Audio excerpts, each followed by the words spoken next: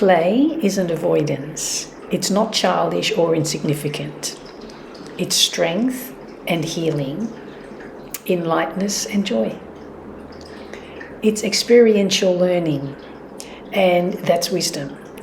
When you approach life like a game, I'm not talking about the manipulative kind, but that innocent fun of what a game should be. You stay light, resilient, and open to love, knowing that you can simply wipe the board clean and begin again. So what if you could start over without losing your heart? Hey beautiful souls, welcome back to the channel. This is part 3 of my 3-part series on playing the game of life with an open heart. And to anyone new here, welcome. My name is Anne-Marie.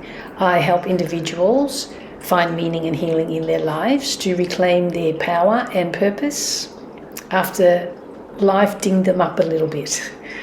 So if you want to work with me, my details are below in the description box. Seeing life as a game doesn't mean manipulation. And as in life, there's always a winner and a loser. So play like you want to win and lose with integrity and grace, a worthy opponent. It doesn't mean bypassing emotion, downplaying trauma, or dismissing any lessons in life. It means remembering that games are meant to be played, games can be reset, and to not take it, and games are not meant to be taken personally. You win some rounds, you lose some, and then you reset. You know, meditation is just one beautiful, wonderful way to reset. Play keeps energy moving.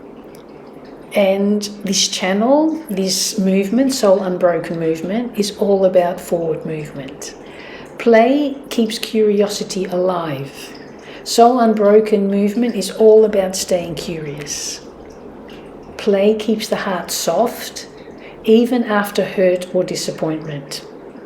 And Soul Unbroken is all about supporting and uplifting each other through heartache and grief. When life feels heavy, play says, I'm allowed to try again. I'm allowed to have another go. You can wipe the board clean after heartbreak, after failure, after regret. That doesn't mean you're dismissing what happened. Not at all. It doesn't mean it didn't happen, like it didn't matter. On the contrary, you learn to honor your experiences because you matter more. A playful heart stays open, and an open heart sees opportunity everywhere. New love, new opportunities, new paths, new possibilities, new versions of the self. And that's such a beautiful space. Play doesn't deny pain, it transforms it.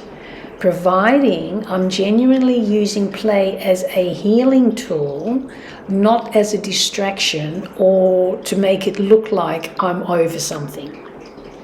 Play just makes the process of healing and growth a little less painful, even a bit more fun.